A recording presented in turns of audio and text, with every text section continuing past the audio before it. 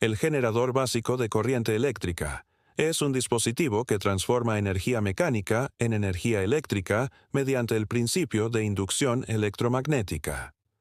Este fenómeno fue descubierto por Michael Faraday en 1831 y constituye la base de toda la generación eléctrica moderna. Principio de funcionamiento. El funcionamiento se basa en el movimiento relativo entre un conductor eléctrico y un campo magnético. Cuando un alambre se mueve a través de las líneas de fuerza de un imán, se genera una corriente eléctrica en el conductor. Esta corriente surge porque el movimiento del conductor corta las líneas del campo magnético, creando una diferencia de potencial eléctrico. El generador más simple consiste en una bobina de alambre conductor que gira dentro de un campo magnético creado por imanes permanentes. Al girar la bobina, cada lado de esta corta alternativamente las líneas magnéticas, generando corriente que cambia de dirección constantemente, produciendo corriente alterna.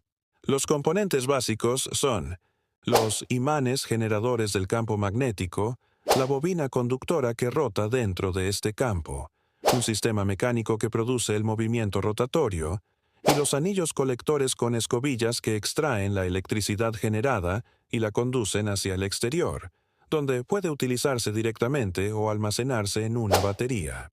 La intensidad de la corriente generada depende de varios factores: la fuerza del campo magnético, la velocidad de rotación de la bobina, el número de vueltas del alambre conductor y la superficie del área que corta las líneas magnéticas.